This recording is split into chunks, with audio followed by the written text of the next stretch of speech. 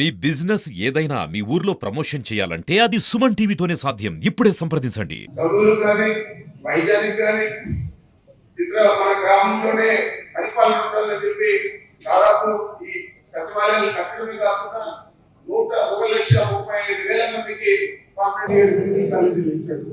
17 medical కాలేజీలు అంటే వాటికి అనుబంధంగా హాస్పిటల్స్, 53,000 మంది డాక్టర్లు, నర్సింగ్లు, పారామెడికల్ స్టాఫ్ కూడా పర్మనెంట్ ఉద్యోగులుగా పనిచేస్తారు. మరి వాళ్ళంతా కూడా మన ఊళ్ళోకి రావాలని చెప్పి నేను అప్పుడు పంచాయతీరాజ్ మంత్రిగా ఉన్నాను. దాదాపు 15,600 సచివాలయాలు,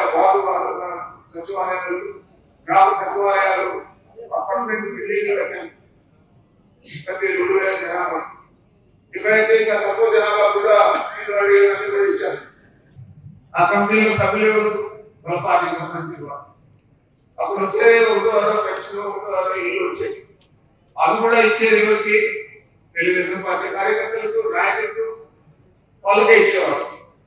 ఈ రోజు మనం మా పరిస్థితి ఉందని అడుగుతూ ఉన్నారు. ఈ రోజు అర్హులైన వారికి అందరికీ ఇస్తా ఉన్నారు సాచురేషన్ ఓట్లు.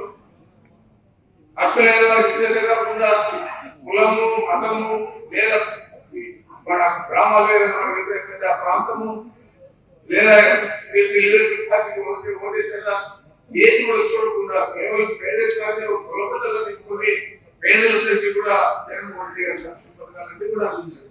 అదేవిధంగా గ్రామ పరిస్థితి ఏ విధంగా ఉంటుందో అదేవిధంగా మన రాష్ట్ర పరిస్థితి కూడా ఆ విధంగా ఉంటుంది చెప్పి ఆలోచన చేసి ఓట్లు లేని పిల్లలు కూడా చెప్పాడు విద్యా దీవెన, వసతి దీవెన, అమ్మఒడి ఇవన్నీ కూడా కోరుకుంటాయి. 4 కూడా ఓట్లే పిల్లలకే ఇవ్వడం జరిగింది. పార్లమెంట్ సభ్యులు అదేవిధంగా పెద్దటి రామచంద్రన్న ఆయన పంచాయతీ శాఖ మంత్రిగా ఉన్నప్పుడు, అదేవిధంగా ఇప్పుడు అటవీ శాఖ మంత్రి ఉన్నప్పుడు, విద్యుత్ శాఖ మంత్రిగా ఉన్నప్పుడు ఎన్నో మనకు సంక్షేమ విషయంలో కావచ్చు, రోడ్డు సంబంధించిన పనులు అదేవిధంగా మనం లెటర్ పెడితే తర్వాత పరిస్థితి. ఈరోజు దేవుడు మనకు అన్ని కూడా అనుకూలంగా ఇచ్చాడు. ఎందుకు అనిపించండి? మంచి చేసేది ఎప్పుడు దేవుడు అనుకూలిస్తాడు. ఎప్పుడు కూడా పక్కన మోహన్ చేసేది, పక్కన ఏది గొడవలు, పక్కన ఏదో చేసిన ఆ వ్యక్తులు ఎప్పుడు దేవుడు చూస్తాడు. అందుకే బహుశా ఈరోజు గౌరవ ముఖ్యమంత్రి జగన్మోహన్ గారు ఈరోజు మనకు 1 పెడుతున్నాయి. కారణం ఎందుకంటే చాలా మంది డెవలప్మెంట్ డెవలప్మెంట్ అని అంటారు. అదే డెవలప్మెంట్ అంటే ఏంటి నాకు ఒకసారి నుంచి అర్థం చేసుకున్నాం. అదేవిధంగా చూసుకుంటే ఈరోజు చాలా సందర్భాలు లేదా చూస్తున్నాం. చాలా మంది చనిపోతున్నారు, ప్రజలు చాలా ఇబ్బంది పడుతున్నారు. ఒకటే రోడ్డు ఉంది, చెన్నై టు బాంబే హైదరాబాద్ అంటే మనం మీరందరూ కూడా మీరు రాండి ఢిల్లీ అంటే ఢిల్లీకి పోయిన తర్వాత ఫస్ట్ మాకు మొదట ఆయన మినిస్టర్ గట్టిగా చెప్పాం. రెండోసారి పోయినప్పుడు మనం పర్చేజ్ చేసి కూడా మా మేడము మమ్మల్ని పర్చేసి సిచ్యువేషన్ ఎక్స్ప్లెయిన్ చేశారు. మనం దాదాపు సీఎం గారు పోతే సోమసంగ బ్యాక్వర్డ్ తో దాదాపు 225 కోట్ల రూపాయలు ఈ కోట్ల ప్రాంతానికి కనుక మన ప్రభుత్వానికి. దీంట్లో ప్రతి దాంట్లో కూడా మిథున్ గారు ఆయన సహాయం అన్ని కూడా తీసుకుంటూ ఎక్కడ ఏదంటే మిథున్ గారికి ఫోన్ చేస్తే ఎక్కడ ఆయన ఫోన్ చేసి కూడా ఇన్ని కోట్ల రూపాయలు వచ్చిన పరిస్థితి మనం చూసాం. దాంతో పాటు మన క్యాడర్ కూడా ఎప్పుడు ప్రజలు అందుబాటులో, ప్రతి మండలంలో నాయకులు కూడా అందుబాటులో పరిస్థితి మనం చూస్తాం. నిజంగా ఇంత పెద్ద పార్టీ, ఇంత భారీ పార్టీ అనేది నాయకులందరూ కూడా నేను చూసిన వరకు ఎక్కడా రాలేదు. ఎందుకంటే ఏ పల్లెలో పోయినా మన బలమైన నాయకత్వం ఉన్నది, ఏ మండలానికి పోయినా బలమైన నాయకత్వం ఉంది, ఎక్కడ పోయినా నమ్మకమైన ప్రతి సర్వ చేసే పరిస్థితి ఉన్నది. నిన్నే చిట్టువేలకు పోయినాం, నిన్న పొలం పెట్టకుండా ప్రోగ్రామ్ చేసి చాలా మంది కూడా ఇంటికి గోడకు కొరకు నేను వేసేది తిరగకి మళ్ళీ ఆయన రావాలంటే ప్రజలు ఎంత క్లారిటీగా ఉన్నారో ఒక్కసారి మీరు కూడా అర్థం చేసుకోవాలా. అందరూ కూడా అర్థం చేసుకుంటారు. ఎందుకంటే మీ ఇక్కడ ఈరోజు మేము ఉన్నామంటే అది ఖచ్చితంగా అది మీ అందరూ సర్వే అని చెప్పేసి కూడా చేస్తున్నాం. ఇంకో విషయం అంటే ఇన్ని సర్వే చేసిన మేము ఈరోజు ఉన్నారు, మనకు కొత్తగా వచ్చాడు. ఈరోజు మిథున్ రెడ్డి ఆయన ఏదో ఒక ఎమ్మెల్యే, ఒక కాన్స్టిట్యూన్స్ ఎమ్మెల్యే అనుకుంటారు.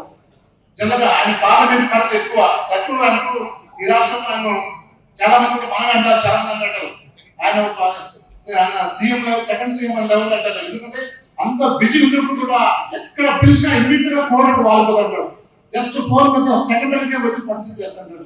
అందువల్ల వ్యక్తి ఈ రోజు ఆయన కోటిగా వదలొచ్చాడు. లాటరీ సీఎం అంటే డిప్యూటీ ఇస్తాను కదా, డిప్యూటీ దాంట్లో దగ్గర ఆయన కనకమాలని ఆ లాటరీ ఆయన సీఎం అయ్యి ఈరోజు మనం మళ్ళీ రాష్ట్రాన్ని అట్టగా తీసిన కారణం అదే. లాస్ట్ బాల్ చెప్పేసి మొత్తం డక్క పెట్టినాడు. ఆయన ముఖ్య ఆయన వ్యక్తి ఈరోజు మన పార్లమెంట్ సభ్యుడికి పోటీ అంటారు. మీరు గమనించండి, ఆయన పట్టుకోవడం లేకపోవాలా, ఏ బెంగళూరుకో ఏ ఢిల్లీకో పోవాలా, ఆయన తెలుగు సరిగా రాదు. అటువంటి వ్యక్తి మన మెదటి పోటీ, పార్లమెంట్ సభ్యుడి పోటీ. ఈరోజు కూడా మన వినవలసిన అవసరం, దాన్ని ఎంతగా తను ఆలోచించాల్సిన అవసరం. ఈరోజు ఇటువంటి వ్యక్తికి మనము మంచి మెజార్టీతో మనకు కోడి నుంచి ఒక గౌరవంగా పెద్ద మెజార్టీతో ఇస్తే ఆ వ్యక్తి ఎంత అద్భుతంగా పనిచేస్తాడో, ఎంత రెట్టింపు పనిచేస్తాడని కూడా నేను అందరికీ తెలియజేస్తున్నాను.